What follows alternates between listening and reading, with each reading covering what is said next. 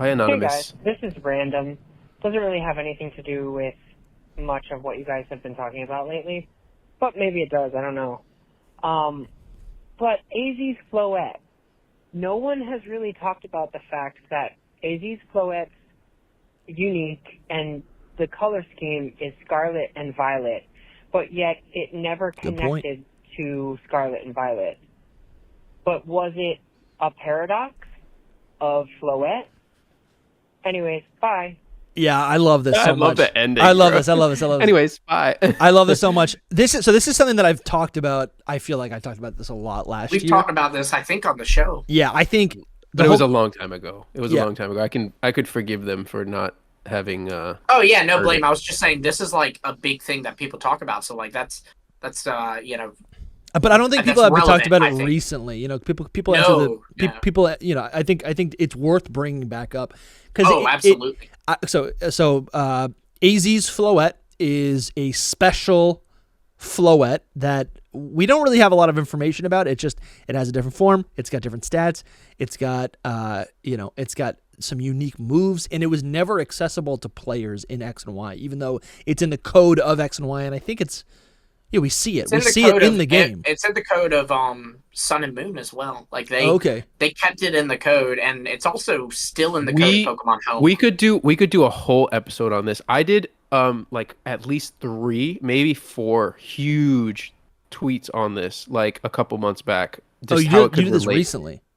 Yeah, recently. How it could relate to Legends EA. Yeah. Because it is very connected. I think it will come back in Legends EA. I think it might. Yeah, for sure. I think there's some good possibility. Yeah. So actually as usable.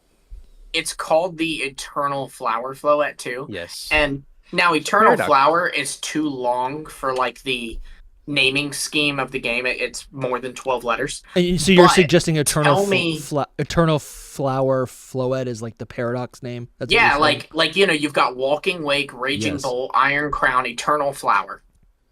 Yeah, it makes sense. Yeah, it would make sense. So is it a paradox? I don't know, but it might not be a paradox now that we know the full. Because here's the thing: we learned a lot about the paradox Pokemon, and originally I think a lot of people expected, or I think we were predicting that paradox Pokemon were truly like ancient and future Pokemon, but really it's more complicated than that. They really are like different timelines. They are though from different timelines. Yeah, but like it's not really our same shared history. Yeah, I mean they are different timelines. The professor outright says that in the Crystal Pool. Yeah, it's not like Tyrantrum is a fossil Pokemon that used to be alive that was resurrected. Raging whatever Bolt, or I don't know, is that even one? Raging Bolt, yeah. Yeah, Raging Bolt is like, I'm just like thinking of like adjectives and like nouns. Not a great one. Yeah, Raging Bolt is just like what is that? That's Magnemite? No, bro. That's that's Raikou. Oh, Raging Bolt is Raikou. Great. Yeah. Raging Bolt is not these actually comments are gonna Raikou. Kill you. Guys, I'm on 1 hour. Either him or me, because I do not like. That's like the worst paradox is Raging Bolt. Soul's taking some of that fire for you. Yeah, I think now that we have more understanding of what the paradox Pokemon are, I think it's harder to say like, oh, AZ's Floette is a paradox Pokemon unless there's some and I still think it could be, as long as there is some additional connective tissue relating it to Area 0 and not just like an ancient Pokemon from 3,000 years ago. I still think it's a possibility. The funny thing though is when I first listened to this voicemail, what my brain actually went to was another I feel like there's like a vague archetype of a Pokemon that was introduced in Gen 9. And that's kind of like the non-legendary Pokemon. And we were doing a little bit of talking about this on Twitter this week. But to me, I'm always thinking about, Blood Moon Ursaluna, right? This one-of-a-kind Ursaluna that has made some sort of transformation that you can't actually access through normal means. It's a normal Pokemon that has become legendary. And I think in a lot of ways, the Paradox Pokemon also kind of feel like that, right? I mean, even though they're more bountiful, like you can get a lot of Raging Bolts. You can get a lot of the what's the Jigglypuff? Screamtail. Yeah, you can get a lot of Screamtail, right? But that is it's like a legendary Jigglypuff. It's like, what if Jigglypuff was way more fierce. We can get into that as well because I don't know if you saw. Let's get into it. Let's get. This is what this is. No. This is what this is. No, that's like a whole episode, bro. We should get into like what's legendary or not, like in lore. Sure. Because We should do a video on that. Yeah, Yeah. Toby like just laid out a whole bunch of tweets and polls about that, and I was like, dude, this is such a good. No, it is. Well, let's get into it a little bit here. We have someone asking about this, so this is I this is will the platform also to talk say, about it. Legends Arceus connected to Sword and Shield and like just a few Easter eggs. Like there was no real connective tissue between those games. I'm honestly kind of expecting Legends EA to be the same, where there's not really anything to Scarlet and Violet. So I think we have this idea, and it's a good mindset to have. I think it shows that you've got a big brain and that you have constructive thinking. But I think we have this mindset where we want to connect all these dots. But at the end of the day, a lot of the times, Game Freak They do not. Yeah, it's sad. Things get brought up years later, which is always fun. Things get revisited. Yeah. And sometimes things are like right there in front of your face and they're just not mentioned at all, like our little Kalos DLC and, AZ's Floette showing up at some point. Yeah. It's disappointing because I really do think AZ's Floette fits the archetype of a Paradox Pokemon 100%. And it reminds me, and another Pokemon that was introduced in Generation 6 alongside AZ's Floette is Diancie. And we know in the Dex it says Diancie is kind of like a mythical Pokemon that was kind of, I don't know if it's like evolution is the correct term, but it was born among other Carbink, which are like a pretty boring, it's a Pokemon that there's plenty of, and they just kind of like hang out in the mines. But then you have this one Carbink that kind of evolves, maybe, right? It doesn't mechanically evolve, but evolves into Diancie and becomes a mythical Pokemon, a one-of-a-kind Carbink. And I think this is a similar thing. So I would say that's more similar to like Blood Moon Ursaluna, honestly. Sure, yeah. But I think the AZ's, I think you're correct. We probably can't relate Blood Moon Ursaluna and Diancie to the Paradox Pokemon, but I do think they do. I feel like AZ's Floette is similar to that because we don't have a lot of information about it. We just know that AZ had a Floette, and theoretically, like possibly, his regular Floette went under some sort of transformation, or maybe it was affected by the fallout of the Infinity or whatever it's called, the Ultimate Weapon. And maybe it was changed in some way. The Infinity over Gauntlet. 3,000 years. I mean, the only thing to remember is exactly what you just said. We know that AZ has a Floette. Yeah. No, AZ's Floette is huge to the not plot. Called something else. It is a Floette. A Raging Bolt is not a Raikou. It's a Raging Bolt. Okay, sure. Yeah, but Blood Moon Ursaluna is an Ursaluna. Yeah, it's an alternate form. But Floette's also a Pokemon that has alternate forms. So that could be one more alternate form.